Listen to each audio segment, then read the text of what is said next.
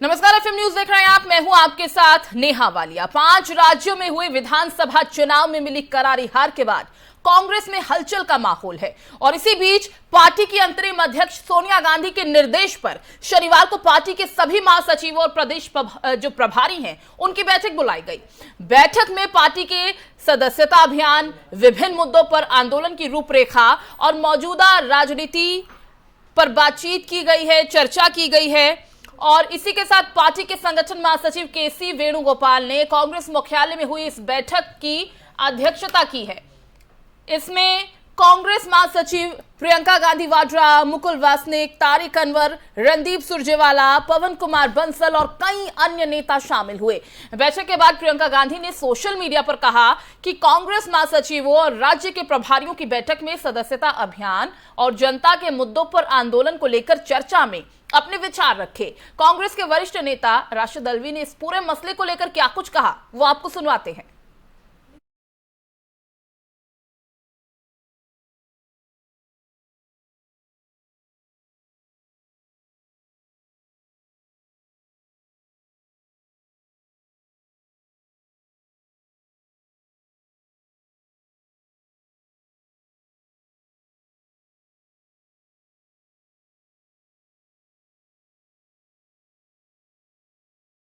तो राशिद अल्वी साहब ने क्या कहा वो आपको सुनवाएंगे, लेकिन उससे पहले कांग्रेस नेता रामशंकर द्विवेदी जी हैं हमारे साथ। रामशंकर जी, बहुत बहुत स्वागत है एफएम न्यूज में आपका। जी, आपका भी धन्यवाद। आज जो बैठक हुई है सभी महासचिवों की, पहले तो मैं आप ही से जानना चाहूंगी कि किस तरह का निष्कर्ष आप समझते हैं कि बैठक में निकल पाया। बैठक सिर्फ इसलिए हो रही है कि बीजेपी के झूठ से कैसे हम लोग मुकाबला करें, क्योंकि झूठ की उम्र ज्यादा नहीं होती है लेकिन फैलाव बहुत लंबा होता है।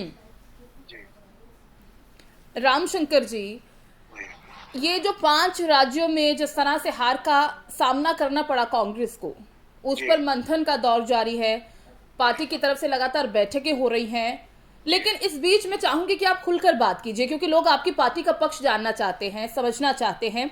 बार बार ये सवाल क्यों उठाए जाते हैं कि पार्टी के अंदर जो अंतर कला है वो एक बड़ी वजह बनी है आपकी पार्टी की हार की। हमारी पार्टी एक लोकतांत्रिक पार्टी है। हम लोग खुली बहस करते हैं। कोई छुपे हुए किसी एक आदमी की पार्टी नहीं है, ना किसी कोई व्यक्तिगत संगठन है, ना कोई हमारा छिपा हुआ एजेंडा है। कांग्रेस का खुला हुआ एजेंडा है कि जनता के हित कैसे हो सकता है। और वो आप लोगों ने अभी देखा होगा, कल जिस तरीके से भौड़ा प्रदर्शन किया गया, को राज तिलक बताया गया, ये कार्यभार ग्रहण करना था। किसी कांग्रेसी मुख्यमंत्री ने आज तक राजभवन के अलावा इस तरह से जनता का पैसे का दुरुपयोग नहीं किया है। लेकिन रमाशंकर जी, समझना मैं ये जा रही हूँ आपसे, क्योंकि जिस तरह से आप बता रहे हैं लोकतांत्रिक पार्टी है और जनता के हित के लिए आप लोग काम करते हैं। देखिए, किसी से भी छुपा नहीं है कि आपकी पार्टी कांग्रेस ने कितने साल राज किया है देश पर और किस तरह से लोगों को साथ लेकर चलने की जो आप अपनी प्रथा का जिक्र करते रहते हैं वो सभी ने देखा भी था।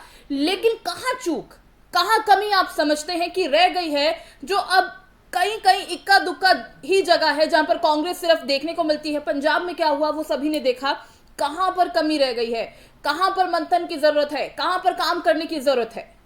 ये आप हमारी इंटरनल पॉलिसी पूछ रही हैं, जो हम आपको बताना उचित नहीं समझते हैं। हमने एक चीज आपको बता दी है कि झूठ का फैलाव बहुत जल्दी। ठीक है रमाशंकर जी, हम बिल्कुल नहीं चाहेंगे कि आप इंटरनल बातें हमसे कीजिए, लेकिन एक प्लेटफॉर्म है ये, दर्शक भी सुनना चाहेंगे, क्योंकि जो लोग आपकी पार्टी में विश्वास जताते हैं, जिन लोगों को शायद आपकी पार्टी पर भरोसा है, क्योंकि जितना भी हमने चुनावी कवरेज किया है एफएम न्यूज के माध्यम से, जब हम लोगों के बीच पहुंचे, जुड़े, उनसे बातचीत की, उनका नजरिया समझने की कोशिश की, तो निकल कर ये आया है कि पार्टी के पास कोई बेहतर विकल्प नहीं है, कोई बेहतर चेहरा नहीं है। जनता कैसे भरोसा जताए? जनता भरोसा इस तरह से जताएगी क्योंकि राहुल जी जो भी बोल रहे हैं वो सच हो रहा है, वो झूठ नहीं बोलते हैं। ये हिंदुस्तान की जनता जानती है अच्छी तरह से। लेकिन आज वो झूठ का व्यापार कर रहे हैं। जिस तरीके से वो खरीदारी कर रहे हैं, हम खरीद के सच नहीं बेच सकते हैं, झूठ जल्दी बिकता है। नहीं सर, रमाशंकर जी, ये सवाल आपने किस पर उठाया? मैंने सारी दलों पे उठाया, जितने विपक्षी दल हैं, चाहे वो बीजेपी हो, चाहे समाजवादी हो, चाहे कम्युनिस्ट हो, ये सभी 1989 में झूठ बोल करके ही राजीव जी पर आरोप लगाए थे इन लोगों ने, और ये आज अलग अलग हो रहे हैं सिर्फ सत्ता का आनंद उठाने के लिए, सत्ता का मजा लूटने। नहीं, लेकिन रमाशंकर जी, आपकी पार्टी के खुद ही बड़े चेहरे, खुद ही बड़े नेता आप ही की पार्टी पर सवाल उठा रहे हैं, कह रहे हैं कि पार्टी की बागडोर किसी और को सौंप देनी चाहिए। परिवारवाद के जो आरोप और पार्टियां आप लोगों पर लगाती आई हैं शुरू से, बीजेपी की ही हम अगर बात कर लें, जिन पर आप आरोप लगा रहे हैं, लेकिन अब वही आरोप आप ही की पार्टी में अंदर से लगने लगे हैं, अब चेहरे खुलकर सामने आने लगे हैं, कह रहे हैं कि बागडोर किसी और को सौंप देनी चाहिए। ऐसा तो नहीं है ना रमाशंकर जी कि आपकी पार्टी के पास कोई अच्छे चेहरे, बड़े चेहरे या अनुभवी चेहरे नहीं है? तो बागडोर हमने कब नहीं सौंपी? हमने नरसिम्हा राव जी को प्रधानमंत्री बनाया, हमने मनमोहन सिंह जी को प्रधानमंत्री बनाया, सोनिया जी खुद नहीं बनी। अगर पार्टी का बनना होता राहुल जी नहीं बने। रमाशंकर जी, लेकिन आप जिस तरह से, मैं माफ कीजिए इस शब्द का इस्तेमाल कर रही हूँ, आप जिस तरह से लिपापोती करने की कोशिश कर रहे हैं, उसका नतीजा भी तो आप देख पा रहे हैं। अगर इस तरह से आप कह रहे हैं कि हमने बिल्कुल कोशिश नहीं की, हम बागडोर औरों के हाथ में भी सौंपते आए हैं, उसका नतीजा कहाँ है, रिजल्ट कहाँ है? क्यों फिर बैठकों पर बैठकें हो रही हैं, क्यों मंथन पर मंथन हो रहा है, लेकिन बावजूद उसके भी जनाधार खोजने की कोशिश की जा रही है पार्टी की तरफ से? किस तरह के हालात हो चुके हैं पार्टी के देश भर में, मुझे नहीं लगता कि मुझे बताने की जरूरत है वो। जी जी जी जी, तो हम मंथन इस बात पे कर रहे हैं कि इस झूठ के फैलाव को कितनी जल्दी रोका जाए। हम मंथन इस बात पे नहीं कर रहे हैं। आप जिस परिवार की बात जहां पर आप कहना जो चाहती हैं, आपको याद होगा जब हिंदुस्तान आजाद हुआ था, उस वक्त देश के पास कितना था? इसी फैमिली ने अपने 200 करोड़ में से 198 करोड़ रुपया इसी देश को लगा दिया था, जिसके जो एसेट्स बने थे आज वही बेच रहे हैं। रमाशंकर जी, शायद आपने सुना नहीं, मैंने डिबेट की जो शुरुआत की, चर्चा की जो शुरुआत की आपसे, मैंने इसी बात का जिक्र किया कि आपकी पार्टी, कांग्रेस पार्टी, एक समय ऐसा था कि तमाम राज्यों में आप लोगों का परचम लहरा रहा था, लेकिन अब बीजेपी ने धीरे धीरे धीरे करते पूरे राज्यों पर अपनी पकड़ बना ली है। यानी कहीं तो चूक रही ना, कहीं तो आप अपना लोगों के साथ कनेक्शन नहीं बना पाए, यहाँ जहां पर आप कनेक्ट थे अब वो कनेक्टिविटी खत्म होती जा रही है, या लोगों का भरोसा जीत नहीं पा रहे आप? नहीं, झूठ ज्यादा तेजी से फैल रहा है और हम सच का प्रकाश उतनी तेज नहीं फैला पा रहे हैं, इस बात को मैं आपकी स्वीकार करता हूँ। लेकिन परिवारवाद की बात करना, वो लोग बात कर रहे हैं जिनके पूरे दामन गंदे हैं, दलदल में धंसे हुए हैं वो। तो यानी जो आप ही की पार्टी से सवाल उठा रहे हैं, आप ही के लोगों पर, उनके लिए भी आपकी यही प्रतिक्रिया है? जो सवाल उठा रहे हैं हम, नेहा जी, वो कुछ दिन पहले काफी जिम्मेदार पदों पर बैठे हुए थे और ये 89 से चल रहा है झूठ, तब उन्होंने सवाल क्यों नहीं उठाया? आज सवाल क्यों उठा रहे हैं? इसलिए सोनिया जी बीमार हैं। रमाशंकर जी, मुझे लगता है कि इस तरह से तो निष्कर्ष नहीं निकल पाएगा, शायद इसीलिए पार्टी में भी इसी तरह की दुविधा है, शायद चिंता का विषय बना हुआ है और काम करने की जरूरत बहुत ज्यादा है। शायद इसीलिए अब सोनिया गांधी खुद भी एक्टिव नजर आ रही हैं, इसीलिए तमाम महासचिव की आज बैठक भी बुलाई गई है। तो अब किस तरह से आप सोचते हैं कि किस तरह की आगे स्ट्रैटेजी या रणनीति होनी चाहिए, क्योंकि अब 2024 भी बहुत ज्यादा दूर नहीं है? जी जी जी जी, अब 2024 का जो शुरुआत इन लोगों ने की है, इस चुनाव बीतने के 4 दिन हुए हैं, आज 5 दिन हुए हैं, और 5 दिन में इन्होंने पेट्रोल डीजल के दाम बढ़ा दिए हैं और 4 महीने लगातार पेट्रोल के दाम विदेशों में बढ़ते रहे, पेट्रोल डीजल के दाम, लेकिन यहाँ इन्होंने दाम नहीं बढ़ने दिए। नेहा जी, आप अच्छी तरह समझती हैं और ये चीज हम भी आम जनता तक पहुंचाने की कोशिश कर रहे हैं कि तब महंगाई क्यों नहीं हो रही थी। वो सारी चीजें सरकारी उपक्रम बेच करके की जा रही हैं चुनाव जीतने के लिए। वो चुनाव जीतना ही उनका उद्देश्य है। कांग्रेस का उद्देश्य देश का विकास है, देश को बनाना है। चुनाव जीतना, रमाशंकर जी, चुनाव जीतना कांग्रेस का उद्देश्य नहीं था? नहीं, हम चुनाव जीतते हैं लेकिन हम देश बनाने के लिए जीतते हैं। हम इस तरीके से हिंदू मुस्लिम करके चुनाव नहीं जीतना चाहते जो ये कर रहे हैं। ठीक है, लेकिन अब भरोसा तो जनता ने जता दिया, अब क्या कीजिएगा?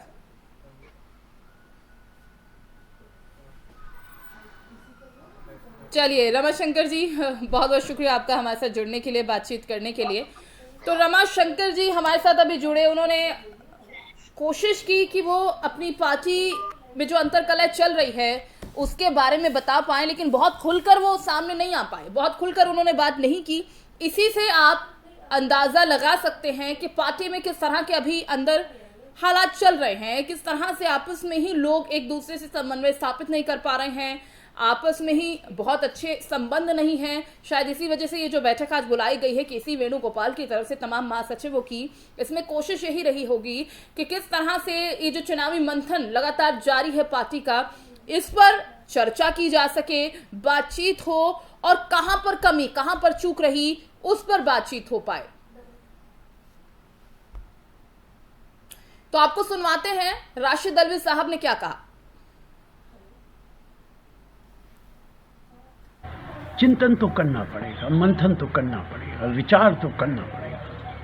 5 स्टेट के अंदर चुनाव हारना और यूपी के अंदर, पंजाब के अंदर खास तौर से बुरी तरह हार जाना बहुत चिंता की बात है। मेरा मानना है कि अगर कांग्रेस खत्म हो गई, देश के लिए बड़ा खतरा पैदा हो जाएगा। डॉक्टर अंबेडकर ने कॉन्स्टिट्यूशन पे बहस करते हुए कहा था कि अगर देश के अंदर विपक्ष कमजोर हो जाता है तो सत्ताधारी पार्टी डिक्टेटर बन जाएगी, लोकतंत्र कमजोर हो जाएगा। और आज वही हो रहा है। भारतीय जनता पार्टी एक तरीके से प्रधानमंत्री डिक्टेटर बन चुके हैं। जो कानून पार्लियामेंट में पास होता है, चूंकि उनके पास मेजॉरिटी है, इसलिए बगैर किसी से मशवरा किए, बगैर स्टैंडिंग कमेटी में जाए, जो चाहते कानून बना देते हैं। लोकतंत्र में ऐसा हरगिज नहीं होता है। आपने आर्टिकल 370 खत्म किया, आपने कोई राजनीतिक दलों से मशवरा नहीं किया, आपने 8 लाख फौज लगा दी कश्मीर के अंदर। ऐसे कानून बनते हैं। आपने 3 तलाक का कानून बनाया, आपने किसी से मशवरा नहीं किया, आपने स्टैंडिंग कमेटी को भी नहीं भेजा, आपने कानून बना दिया। आप दिल्ली के अंदर एमसीडी को खत्म कर रहे हैं, एक एमसीडी बना रहे हैं, आपने कोई किसी से मशवरा नहीं किया, आपने स्टैंडिंग कमेटी को भी नहीं भेजा। इसी तरह आपने किसानों का कानून बनाया। डॉक्टर अंबेडकर का ये भाषण और ये ताकीद आज सही साबित हो रही है। इसीलिए मैं कह रहा हूँ कि अगर कांग्रेस कमजोर होती है तो देश कमजोर हो जाएगा, लोकतंत्र कमजोर। आप लोगों ने लेकिन आज जो बैठक करी है जी, उसमें कुछ कंक्लूजन, कुछ मेन कुछ रहा है कि क्या आप लोग करने वाले हैं? देखिए, मैं मीटिंग में नहीं था, लेकिन मैं जरूर कह सकता हूँ कि बड़े कदम उठाए जाएंगे, कांग्रेस को मजबूत किया जाएगा। और इसी पर ज्यादा बातचीत के लिए हमारे साथ राजनीतिक विश्लेषक हरिकेश बहादुर जी हैं। हरिकेश जी, बहुत बहुत स्वागत है आपका एफएम न्यूज में। धन्यवाद। हरिकेश जी, आपकी प्रतिक्रिया इस पर, ये जो आज बैठक बुलाई गई है केसी वेणुगोपाल की तरफ से महासचिव की, इसे लेकर आप क्या कहेंगे? बैठकों पर बैठकें हो रही हैं, मंथन पर मंथन हो रहा है, लेकिन आपसी जो मतभेद चल रहा है पार्टी के अंदर, उसका सॉल्यूशन क्या है? देखिए, इसके बारे में मैं ज्यादा कुछ नहीं कह सकूंगा क्योंकि मुझे पूरी जानकारी नहीं है कि किस तरह की मीटिंग हो रही है और मैं इस समय दिल्ली से बाहर भी हूँ। इसलिए एक बात सिर्फ आपको बता दूं कि जो लोग ये ग्रुप 23 बना करके सब कुछ कर रहे हैं, इनमें कई ऐसे नेता हैं जिन्होंने इस पार्टी को बर्बाद करने में कोई कसर नहीं छोड़ी। ये खास तौर से कार्यकर्ताओं का बहुत अपमान करते रहे हैं। उनसे कितने लोग इसमें से कभी मिलते नहीं रहे हैं, उनकी बात नहीं सुनते रहे हैं। ये किस बात के नेता हैं, मैं तो आज तक यही नहीं जान पाया। लेकिन अब ये नेता बने हुए हैं, ये सारी हरकतें कर रहे हैं। दूसरी बात यह है कि इन लोगों को ताकत जितनी दी गई, वो जो कांग्रेस का प्रेजेंट एस्टेब्लिशमेंट है, उन्हीं लोगों से इनको ताकत मिली। जिस तरह से सांप को दूध पिलाया जाता है, ऐसे इनको दूध पिलाया गया। इन्होंने तमाम कार्यकर्ताओं की जिंदगी बर्बाद की, कितने लोगों को सिस्टम से आउट कर दिया और हुआ ये कि आज पार्टी लगभग नेतृत्व विहीन हो चुकी है। ऐसी स्थिति में आज ये ग्रुप 23 बना करके किस तरह का कांग्रेस का उत्थान करना चाहते हैं, ये तो यही लोग बता सकेंगे। हम ये जरूर जानते हैं कि कांग्रेस को बर्बाद करने और करवाने में इन लोगों का बहुत बड़ी भूमिका थी और इनमें से कुछ लोगों को हम स्पेयर कर सकते हैं, जैसे उसमें मनीष तिवारी वगैरह जैसे लोग कुछ हैं जिनके बारे में हम ज्यादा नहीं कहेंगे। वो लोग इन्हीं लोगों के किसी न किसी षड्यंत्र का शिकार होकर के ये लोग भी सफर किए हैं, लेकिन आज इन्हीं के साथ हो लिए हैं, वो अलग बात है। लेकिन इसके जो शीर्ष नेता हैं उन्होंने कांग्रेस की बर्बादी में कोई कसर छोड़ा ही नहीं। वो क्या सुधार करेंगे और उनका क्या नेतृत्व है। अभी देखिए पद्म भूषण अवार्ड मिला है, हमारे कांग्रेस पार्टी में रहते हुए तो लाभ उठाया ही इन लोगों ने, अब दूसरे साइड से भी इन्हीं को लाभ मिल रहा है, तो इनको तो लाभ जहां मिलेगा वही सब ठीक है। अब ये कांग्रेस बनाने की बात कर रहे हैं, कांग्रेस इनके साथ दूसरे लोग नहीं बना सकते, सबका एक इतिहास है, सब कुछ जानते हैं, लेकिन एक एक आदमियों को चुन चुन के इन लोगों ने खत्म किया है। और कांग्रेस जो आज नेतृत्वहीन है उसका सबसे बड़ा कारण यही लोग हैं। और आज आपको पता होगा पद्म भूषण अवार्ड जो इनको मिला है, ये अलंकार, ये इस अलंकार को बुद्धदेव भट्टाचार्य जो कि वहाँ के चीफ मिनिस्टर थे बंगाल के, उनको भी दिया जा रहा था, लेकिन उन्होंने मना कर दिया और उन्होंने सही किया। ये राष्ट्रीय रिकॉग्निशन कम है, ये राजनीतिक रिकॉग्निशन ज्यादा है, इसमें राजनीति होती है। ये कहने के लिए किसी जमाने में जब देश का नेतृत्व बहुत बड़े महान नेता करते थे तब उसका कोई महत्व था, तब उसमें देखा जाता था कि इसमें राजनीतिक है या असलियत है जिसको दिया जा रहा है। आज तो सारे राजनीतिक कारणों से सब किया जा रहा है। ठीक है। और जिस तरह का नेतृत्व आज देश में काम कर रहा है उससे हम कोई बहुत बड़े ऊंचे सद्गुणों की अपेक्षा नहीं करते। वो जिस तरह का काम कर रहे हैं उसी का प्रतिफल है कि ऐसे लोगों को पद्म भूषण मिल रहा है और ये बता रहे हैं कि इनका बड़ा भारी रिकॉग्निशन हुआ है। हरिकेश जी, सबसे ज्यादा तो कांग्रेस पार्टी में हुआ है, कांग्रेस पार्टी में इनका रिकॉग्निशन हुआ, जिसको कि आज स्वीकार ही करने के लिए तैयार नहीं है। और उस रिकॉग्निशन का इन लोगों ने पूरा मिसयूज किया है, जितना मैक्सिमम मिसयूज हो सकता है उतना किया है और पार्टी को नेतृत्वहीन बना दिया है। यही मुझे कहना है। इसके आगे तो बाकी जो मीटिंग हो रही है अपना लोग तय करें कि क्या करना है क्या नहीं करना। ठीक है, हमारे साथ राजनीतिक विश्लेषक प्रोफेसर प्रदीप माथुर जी भी हैं। माथुर जी, आपका भी बहुत बहुत स्वागत है FM न्यूज में। माथुर जी, आपका मैं इस पर रिएक्शन चाहूंगी, किस तरह से आप देखते हैं पूरा विश्लेषण आपका क्या कहता है कि जिस तरह से 5 राज्यों में हार हुई है कांग्रेस की तमाम कोशिशों के बाद, खुद हमने देखा कि किस तरह से प्रियंका गांधी चुनावी मैदान में उतरी, कोशिशें पूरी की गई, हर मुद्दे को साधने की कोशिश की गई, लेकिन उसके बाद जो अंजाम था वो भी किसी से नहीं छुपा।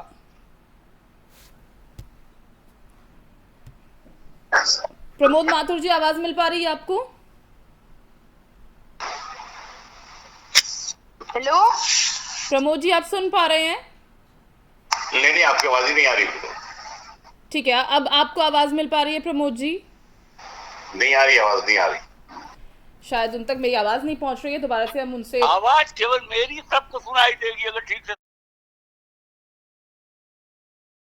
को छुट्टी दीजिए, मैं किसी और काम में व्यस्त हूं। शुक्रिया हरिकेश जी आपका बहुत बहुत हमें समय देने के लिए। तो हरिकेश जी ने तो साफ कह दिया, अपने जो विश्लेषण उनका था उन्होंने साफ कह दिया है कि कहीं ना कहीं जो हार के कारण है वो कोई और नहीं, पार्टी की खुद की अंतरकला है और उसी की वजह से पार्टी का ये अंजाम हुआ है कि आज पार्टी इस कगार पर पहुंच गई है कि 5 राज्यों में चुनावी हार का उन्हें सामना करना पड़ा है और अब खुद ही के नेता खुद ही की पार्टी पर सवाल उठाने लगे हैं।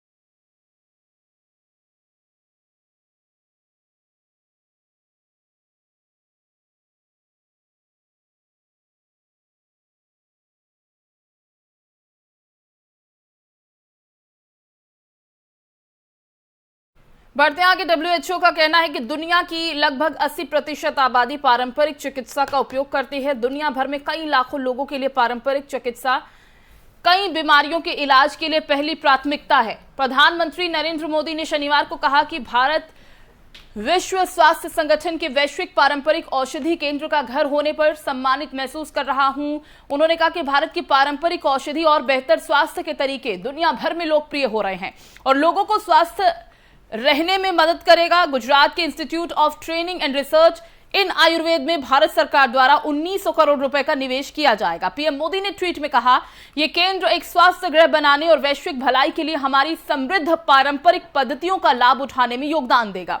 भारत से पारंपरिक दवाएं और स्वास्थ्य पद्धतियां विश्व स्तर पर बहुत लोकप्रिय हैं। ये WHO केंद्र हमारे समाज में कल्याण को बढ़ाने में एक लंबा सफर तय करेगा। ये तमाम बातें प्रधानमंत्री नरेंद्र मोदी द्वारा कही गई।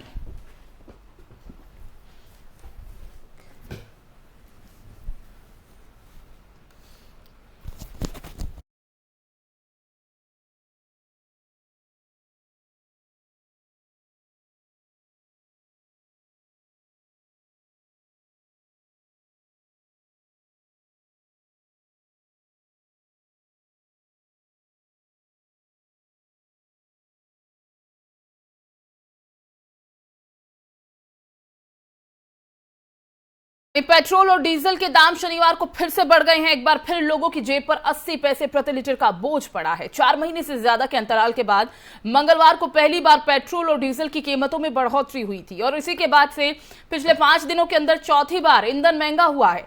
लगातार बढ़ती महंगाई पर अब विपक्षी दल कांग्रेस आक्रामक हो गई है, केंद्र सरकार को घेरने की तैयारी में है। शनिवार को पार्टी के राहुल गांधी की तरफ से, रणदीप सुरजेवाला की तरफ से और कुछ अन्य नेताओं ने नरेंद्र मोदी सरकार पर जमकर हमला बोला। कांग्रेस के वरिष्ठ नेता राहुल गांधी ने केंद्र सरकार पर हमला करते हुए ट्वीट किया।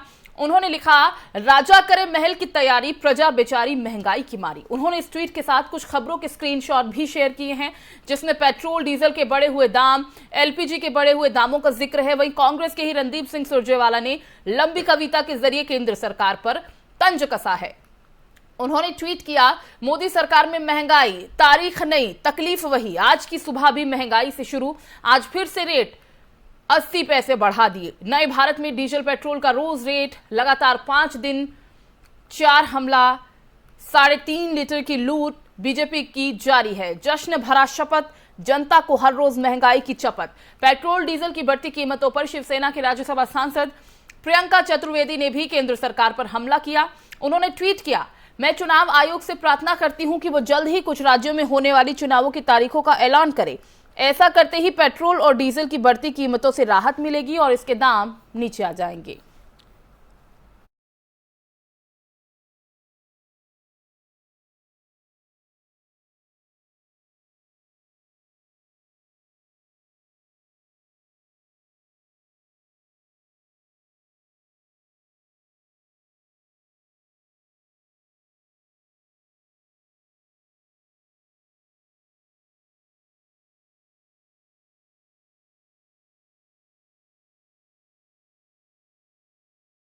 और दिल्ली में आयोजित किए जाएंगे शॉपिंग फेस्टिवल। ये तरह तरह की बातें आज कही गई हैं बजट सत्र के दौरान। दिल्ली के डिप्टी सीएम मनीष सिसोदिया आज वित्त वर्ष 2022-23 के लिए दिल्ली का बजट पेश करते नजर आए। इस बजट के रोजगार बजट का इसे नाम दिया गया है। दिल्ली के वित्त मंत्री सिसोदिया ने कहा कि इस बजट का मकसद आर्थिक कल्याण लाना है। हमने अगले 5 सालों में 20 लाख रोजगार देने का लक्ष्य रखा है। इस बजट की मदद से उसकी रूपरेखा तैयार की गई है। उन्होंने कहा कि पिछले 7 साल में दिल्ली की केजरीवाल सरकार ने करीब 1.78 लाख युवाओं को रोजगार देने का काम किया। साल 2013 में हम सत्ता में आए थे, उससे पहले 9 सालों तक एक भी रोजगार नहीं दिया गया था। 1.78 लाख सरकारी रोजगार में 51,307 पक्की सरकारी नौकरी, यूनिवर्सिटी में 2500 रोजगार, अस्पताल में 3000 रोजगार, गेस्ट टीचर के रूप में 25,000 रोजगार, सैनिटेशन एंड सिक्योरिटी में 50,000 रोजगार दिए गए। और अब दिल्ली में लोग सरकारी दफ्तरों में चक्कर नहीं काटते। तमाम तरह की बातें उनकी तरफ से कही गई बजट पेश करते समय। क्या कुछ इस बजट की प्रमुख बातें हैं वो आपको बताते हैं। सबसे पहला तो कि पिछले 7 सालों में 1.78 लाख सरकारी नौकरियां दी गई हैं, ये बात उनकी तरफ से कही गई। और उससे पहले 9 सालों तक एक भी सरकारी नौकरी दी नहीं गई है, ये बात उन्होंने रखी। कहा कि 1.78 लाख सरकारी रोजगार में 51,307 जो नौकरियां हैं वो पक्की थी। करीब 51,307 पक्की नौकरियां दी गई हैं। यूनिवर्सिटीज में भी रोजगार दिए गए हैं, करीब 2500 रोजगार यूनिवर्सिटी में दिए गए हैं। ये बजट की कुछ प्रमुख बातें, कुछ प्रमुख बिंदु। अस्पताल में भी रोजगार दिए गए हैं, करीब 3000। जी हां, अस्पतालों का जिक्र किया गया है और बताया कि किस तरह से और कितने रोजगार दिए गए हैं। गेस्ट टीचर्स को भी उन्होंने मदद की है, 25,000 रोजगार गेस्ट टीचर्स को दिए गए हैं। सैनिटेशन एंड सिक्योरिटी में 50,000 रोजगार दिल्ली सरकार की तरफ से दिए गए हैं। दिल्ली रोजगार पोर्टल की मदद से करीब 10 लाख प्राइवेट रोजगार दिए गए हैं। तमाम बातें कही गई हैं मनीष सिसोदिया की तरफ से। और अभी 56 लाख लोगों के पास नौकरी है और अगले 5 सालों में ये टारगेट 20 लाख और लोगों को देने का होगा। 5 साल में कुल 76 लाख लोगों तक जो रोजगार है वो पहुंचाने का लक्ष्य है कि करीब 76 लाख लोग रोजगार पाए हुए हों। दिल्ली में ग्रीन जॉब्स क्रिएट किए जाएंगी, ये भी बजट की एक प्रमुख बिंदु में से है। पिछले 7 सालों में दिल्ली का बजट 2.5 गुना बढ़ा है। पिछली बार जब बजट पेश किया गया था उसके मुकाबले इस बार 2.5 गुना ज्यादा बजट बढ़ा है। वित्त वर्ष 2022-23 का जो बजट है वो है 75,800 करोड़ रुपए का। और पिछली बार की अगर हम बात करें तो 2014-15 में 30,940 करोड़ रुपए का था, जो इस बार बढ़ गया है करीब 2.5 गुना। बजट में दिल्ली फिल्म पॉलिसी को लेकर भी काम किया जाएगा। और इसी के साथ जो अन्य बिंदु है जिस पर फोकस किया गया है उसमें है कि हर साल इंटरनेशनल फिल्म फेस्टिवल आयोजित किया जाएगा और हर साल इसका आयोजन किया जाएगा दिल्ली सरकार की तरफ से। रिटेल मार्केट को बढ़ावा देने के लिए दिल्ली शॉपिंग फेस्टिवल का भी आयोजन किया जाएगा दिल्ली सरकार की तरफ से। और जो स्थानीय बाजार हैं उनमें दुकानदारों को ग्राहकों से जोड़ने के लिए पोर्टल की शुरुआत होगी, आपसी कनेक्टिविटी बनी रहे। गांधीनगर कपड़ा मार्केट को दिल्ली गारमेंट हब के रूप में विकसित किया जाएगा। तो पिछले 7 सालों में 1.78 लाख सरकारी नौकरियां दी गई हैं और इस लक्ष्य को बढ़ा दिया गया है कि अगले 5 सालों का जिक्र करते हुए 20 लाख नौकरियां दी जाएंगी।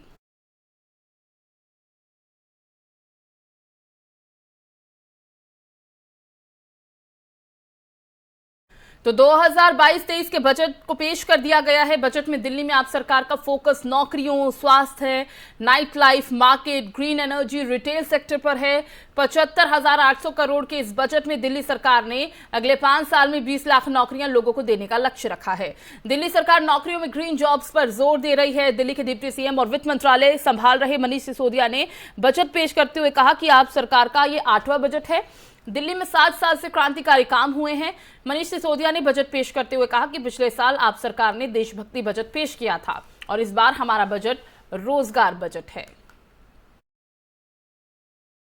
बजट हमारी सरकार के लिए बहुत महत्वपूर्ण दस्तावेज होता है।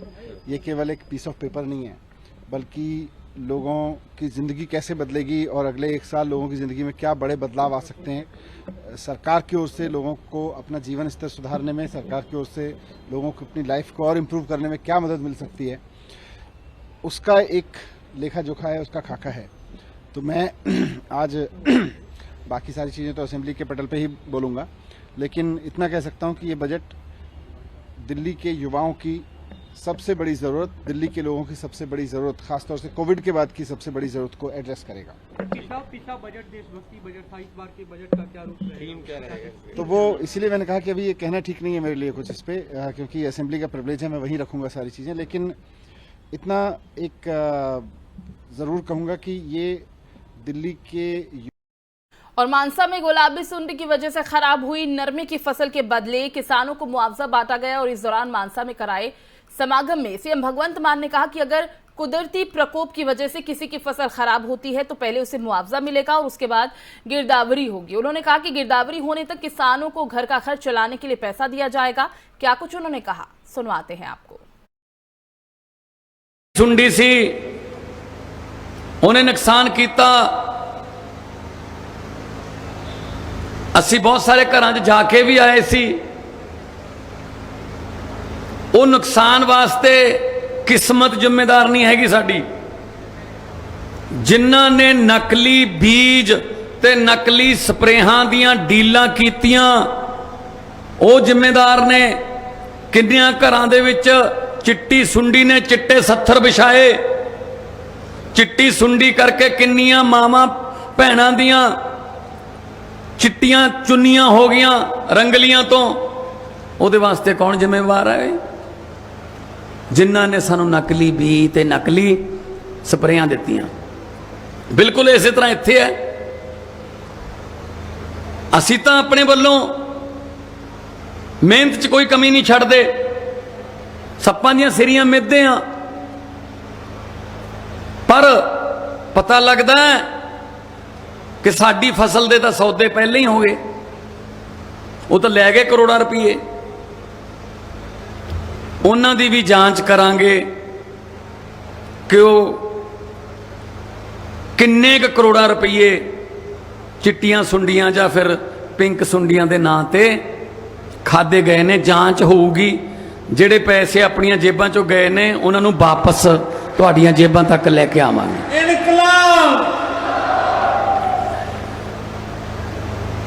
वीरो,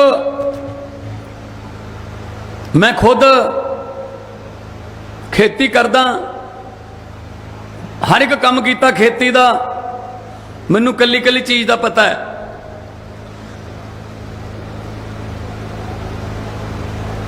जे किते बीज असली आ जान, स्प्रेयां असली मिल जान, गाइडलाइन मिल जे कदों केड़ी स्प्रे किन्नी मिकदार च करनी है, इहो जे फंक्शन करन दी लोड़ नहीं पैनी, इहो जे फंक्शन दोबारा नहीं होने चाहिए। हाँ, कोई कुदरत वालों मार पैगी, कोई बेमौसमे गड़े पै गए, कई बारी बट नूं बट छड़ जांदा, कहंदे भादों दा मींह, सौण दा मींह, ओहदा अलग गल है, कुदरत ते कोई अपना जोर नहीं चलता, पर यह कुदरत की मार नहीं हैगी, यह सियासी मार पई हुई है। और उत्तों मुआवजे दिंदे सी, लंबा समा गिरदौरियां चलदियां सी, मुआवजे मिलते सी, चैक आ गया जी किन्ने दा, जख्मां ते लूण छिड़कण वाली गल 52 रुपइयां दा, 82 रुपइयां दा, 130 रुपइयां दा, ऐदां दे चैक भी आए ने। मजाक करते सी साडे नाल, पर कोई गल नहीं, अन्नदाता है ते दाता जिहड़ा दाता वंडण वाला हुंदा है, ते इन्हां ने दाते नूं भिखारी बना के रखिया होया है। थोड़ा जिहा समा होर दे दिओ, खेती नूं घाटे का सौदा नहीं रहन देवांगे, खेती नूं मजबूरी का धंधा नहीं रहन देवांगे, खेती करन। पार्टी के सीनियर नेता दिग्विजय सिंह ने इस्लामी आतंकी हमलों में मारे गए हिंदुओं का भोपाल में जेनोसाइड म्यूजियम बनने की मांग का विरोध किया है। दिग्विजय ने इसे सांप्रदायिक सद्भाव बिगाड़ने वाली मांग बताया। द कश्मीर फाइल्स के निर्माता विवेक अग्निहोत्री ने मध्य प्रदेश के मुख्यमंत्री शिवराज सिंह चौहान से जेनोसाइड म्यूजियम के लिए जमीन मांगी। शिवराज सिंह ने भी संग्रहालय के लिए सहमति दे दी थी। मध्य प्रदेश के पूर्व मुख्यमंत्री दिग्विजय सिंह ने 26 मार्च को लिखा, मैं पूरी तरह से भोपाल में नरसंहार संग्रहालय बनाने के खिलाफ हूं।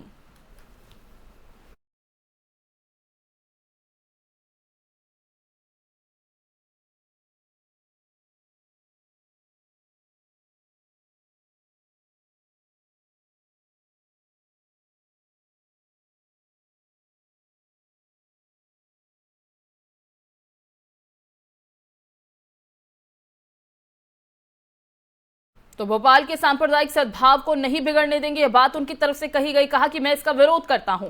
दिग्विजय सिंह के इस ट्वीट का जवाब देते हुए विवेक अग्निहोत्री ने लिखा, आप 38 साल में भोपाल गैस त्रासदी पर एक स्मारक तो बनवा नहीं पाए। अगर शिवराज सिंह चौहान मानवता के लिए नेक काम कर रहे हैं तो ईर्ष्या क्यों, नाकामी छुपाने के लिए।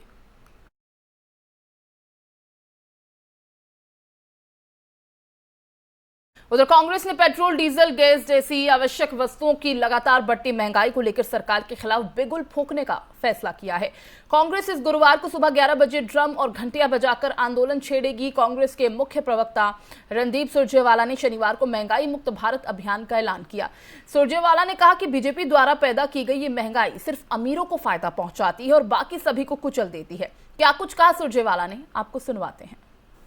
पहला तथ्य, मई 2014 में जब मोदी जी ने सत्ता संभाली तो पेट्रोल पर एक्साइज ड्यूटी 9 रुपया 20 पैसे लीटर थी और डीजल पर एक्साइज ड्यूटी मात्र 3 रुपया 46 पैसे प्रति लीटर थी। पिछले 8 सालों में मोदी जी ने डीजल पर एक्साइज ड्यूटी 531% बढ़ाई है और पेट्रोल पर एक्साइज ड्यूटी 203% बढ़ाई है। याद करिए, जब सरदार मनमोहन सिंह जी कांग्रेस की सरकार में कच्चा तेल $108 से $140 प्रति बैरल था तो पेट्रोल का दाम था 71 रुपया 41 पैसे प्रति लीटर और डीजल का दाम था 55 रुपया 49 पैसे प्रति लीटर।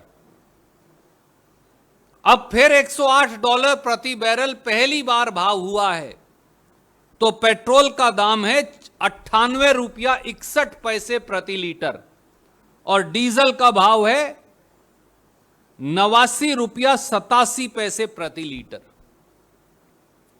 दूसरा चौंकाने वाला तथ्य, मोदी सरकार ने 8 साल में देशवासियों आपकी जेब से 26 लाख करोड़ रुपए की लूट की है। यह चार्ट मैं आपको भेज रहा हूं। 26 लाख करोड़ रुपया जनता की जेब काटकर भारतीय जनता पार्टी की सरकार ने अपना खजाना भरा है। पहला तथ्य। वहीं महाराष्ट्र की राजधानी मुंबई में जल्द ही अब 2 और मेट्रो शुरू होने जा रही हैं। अंधेरी वर्सोवा से घाटकोपर रूट पर मुंबई मेट्रो को शुरू हुए 8 साल हो चुके हैं और अब 2 नई लाइन पर मेट्रो ट्रेन शुरू होने जा रही है।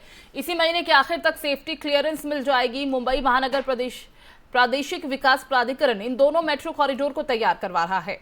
अब अंधेरी के डेन नगर से दहिसर पूर्व की मेट्रो 2A लाइन और अंधेरी पूर्व से दहिसर पूर्व की मेट्रो 7 लाइन के पहले चरण को शुरू करने के लिए अहम मेट्रो रेलवे सुरक्षा आयुक्त की तरफ से क्लियरेंस मुंबई महानगर प्रदेश विकास प्राधिकरण को मिल चुका है। गड़ी पाड़वा के त्योहार यानी कि 2 अप्रैल को इन मेट्रो लाइन के उद्घाटन की संभावना जताई जा रही है। यानी बस अब कुछ ही दिनों की बात है कि शहर के पश्चिमी उपनगरीय इलाकों से संबंधित मुंबईकरों को मेट्रो में सफर करने के लिए मुंबई मेट्रो की दूसरी लाइन मिल जाएगी। ये मेट्रो लाइन घाटकोपर अंधेरी वर्सोवा लाइन से कनेक्ट होगी।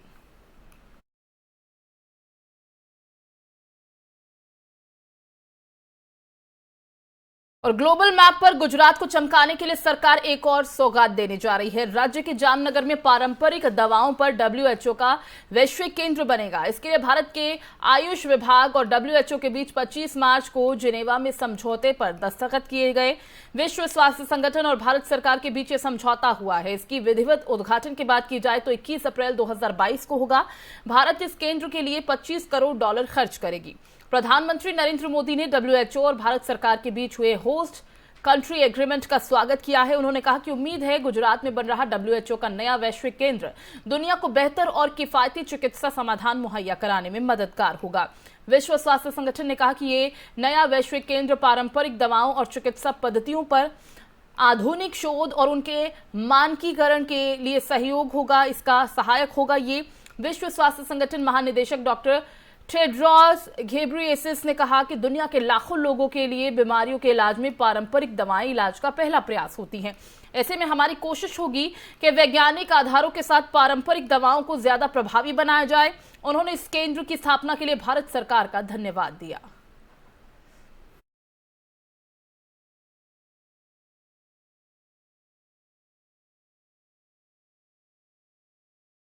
और कर्नाटक में आगामी 2023 विधानसभा चुनाव को लेकर अटकलें तेज हो गई हैं। केंद्रीय गृह मंत्री अमित शाह अगले हफ्ते बेंगलुरु जाएंगे। इसके बाद से कयास लगाए जा रहे हैं कि क्या वो अगले साल होने वाले 2023 चुनावों के लिए बीजेपी के चुनाव अभियान की शुरुआत करेंगे। फिलहाल कहा जा रहा है कि अमित शाह दक्षिणी राज्य के एक प्रमुख लिंगायत धार्मिक संस्थान सिद्धगंगा मठ में श्री शिव कुमार स्वामी की 116वीं जयंती में भी हिस्सा ले रहे हैं। मठ पूर्व मुख्यमंत्री बीएस येदियुरप्पा को सुरक्षा प्रदान करता है जब भी वो किसी मुश्किल में होते हैं। जानकारी के मुताबिक शाह की यात्रा से पहले कर्नाटक के मुख्यमंत्री बसवराज बोम्मई और राज्य बीजेपी प्रमुख नलिन कुमार कटिल के निजी तौर पर चर्चा करने की उम्मीद है, जिसमें पार्टी के कुछ पदाधिकारी भी शामिल होंगे। ये भी कहा जा रहा है कि राज्य में उनके दौरे के दौरान पार्टी में बदलाव पर चर्चा होने की संभावना है। बताते चले, अमित शाह के देश के पहले सहकारिता मंत्री होने के नाते कर्नाटक के सहकारिता मंत्री एसटी सोमशेखर द्वारा बेंगलुरु के पैलेस ग्राउंड में आयोजित एक मेगा कार्यक्रम में भी भाग लेने की संभावना है। बीजेपी के मंत्री कथित तौर पर उनकी यात्रा को लेकर चर्चा में हैं और इस बात को लेकर उत्सुक हैं कि क्या वो मुख्यमंत्री बसवराज बोम्मई के मंत्रिमंडल में फेरबदल के लिए हरी झंडी देंगे।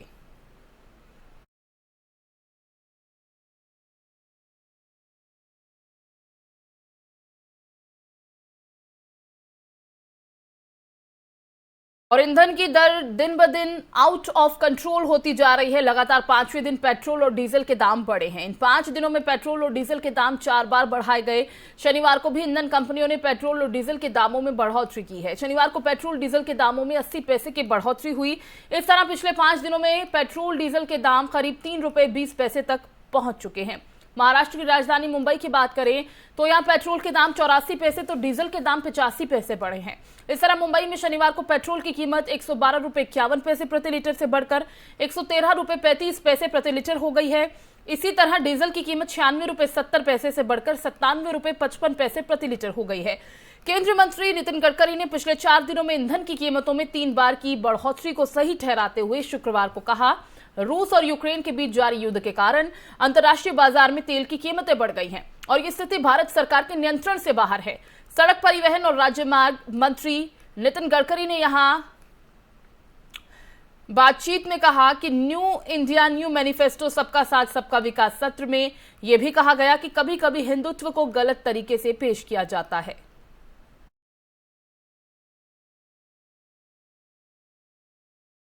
और केंद्रीय नागरिक उड्डयन मंत्री ज्योतिरादित्य सिंधिया ने शुक्रवार को कहा कि भारत 2030 तक ड्रोन बनाने में विश्व में सबसे अग्रणी राष्ट्र बन जाएगा।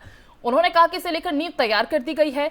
हैदराबाद में विंग्स इंडिया 2022 में मीडिया कर्मियों से बात करते हुए सिंधिया ने कहा कि बेड़े के आकार, एयरपोर्ट्स और नए रूट्स के अलावा भारत मेंटेनेंस, रिपेयर और ओवरहॉल कार्गो, उड़ान और प्रशिक्षण संगठन ड्रोन के इकोसिस्टम का भी विस्तार करेगा। कहा कि मैं भारत के बेड़े में आकार विमान, हवाई अड्डों के निर्माण, नए मार्गों और विस्तार परिस्थिति की तंत्र में वृद्धि के लिए बहुत आशावादी हूं।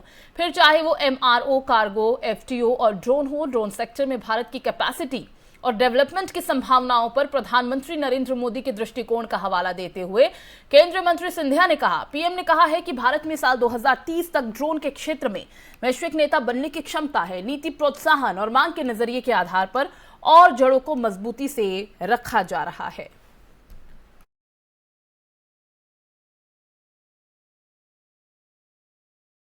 विवेक अग्निहोत्री की film the Kashmir files cinema घरों में बेहतरीन तरीके से चल रही है, लेकिन इस फिल्म को काफी आलोचनाओं को भी झेलना पड़ रहा है। हालांकि काफी लोग ऐसे हैं जो फिल्म की तारीफ में पुल बांध रहे हैं, लेकिन अब जो इस फिल्म से जुड़ी खबर आ रही है कि वो दरअसल ये बॉलीवुड अभिनेता अक्षय कुमार ने फिल्म की तारीफ की है।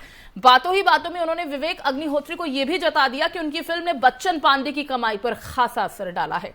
द कश्मीर फाइल्स ने तो जैसे बॉक्स ऑफिस पर तहलका मचा रखा है।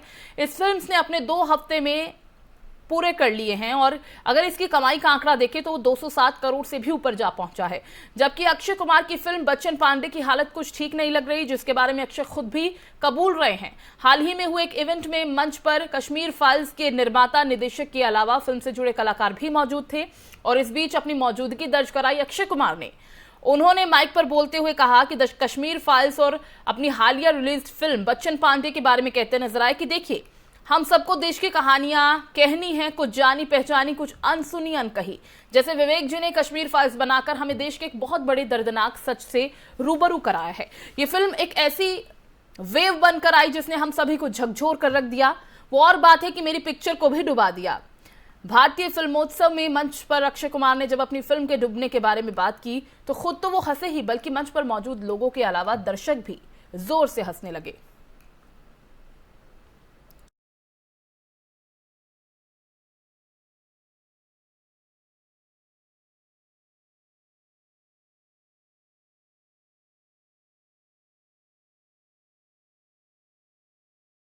और आईपीएल का 15वां सीजन 26 मार्च से शुरू हो रहा है। पहले दिन पिछले सीजन की विजेता टीम चेन्नई सुपर किंग्स और उप विजेता टीम कोलकाता नाइट राइडर्स के बीच मुकाबला होगा और इस बार आईपीएल में 10 टीमें हिस्सा ले रही हैं। आईपीएल के फॉर्मेट में भी थोड़ा बदलाव हुआ है। इस बार आईपीएल टीमों को 2 ग्रुप्स में बांटा गया है। इसके साथ ही इस बार आईपीएल में एमएस धोनी और विराट कोहली कप्तानी की जिम्मेदारी के बिना मैदान में खेलते हुए दिखाई देंगे। क्रिस गेल और सुरेश रैना जैसे दिग्गज इस बार आईपीएल में नजर नहीं आएंगे। बहरहाल अब जब क्रिकेट की सबसे बड़ी लीग की शुरुआत हो गई है और हम आपको इस लीग में मिलने जा रही इनामी राशि के बारे में बताएंगे, क्योंकि बहुत सारे लोग उत्सुक होते हैं कि आखिर कितनी इनामी राशि इन क्रिकेटर्स को मिलेगी। इस लीग में लगभग 50 करोड़ की इनामी राशि दांव पर है। विजेता टीम से लेकर ऑरेंज कैप और पर्पल कैप विनर खिलाड़ी को टूर्नामेंट में इनाम मिलेगा। रनर अप टीम को 13 करोड़ रुपए मिलेंगे, चैंपियन टीम 20 करोड़ रुपए, तीसरे नंबर की जो टीम होगी उसे 7 करोड़ रुपए की इनामी राशि दी जाएगी। किसे कितना पैसा मिलेगा वो हम आपको बता रहे हैं। चौथे नंबर की टीम को करीब 6.5 करोड़ रुपए दिए जाएंगे। इसके बाद इमर्जिंग प्लेयर जो होंगे उन्हें 20 लाख रुपए की राशि दी जाएगी। सुपर स्ट्राइकर्स की अगर बात की जाए तो उन्हें करीब 15 लाख रुपए की इनाम राशि दी जाएगी। ऑरेंज कैप विजेता को 15 लाख रुपए दिए जाएंगे। इसी के साथ पर्पल कैप विजेता की अगर हम बात करें तो उन्हें भी 15 लाख रुपए की राशि दी जाएगी। Power player of the season जो होंगे उन्हें 12 लाख रुपए की इनामी राशि मिलेगी। मोस्ट वैल्यूएबल प्लेयर्स जो होंगे उन्हें 12 लाख रुपए की राशि दी जाएगी। Game changer of the season जो होंगे उन्हें 12 लाख रुपए दिए जाएंगे। और इसी के साथ सबसे ज्यादा जो छक्के लगाएगा उस खिलाड़ी को 12 लाख रुपए दिए जाएंगे। तो चैंपियन टीम 20 करोड़ रुपए की इनाम राशि अपने नाम कर लेगी। तो ये हमने आपको बताया कि आखिर किसे इस आईपीएल में कितना पैसा मिलेगा। तो देश और दुनिया की तमाम अहम खबरों में मेरे साथ बस इतना ही। बाकी खबरों के लिए आप बने रहिए एफएम न्यूज के साथ। नमस्कार।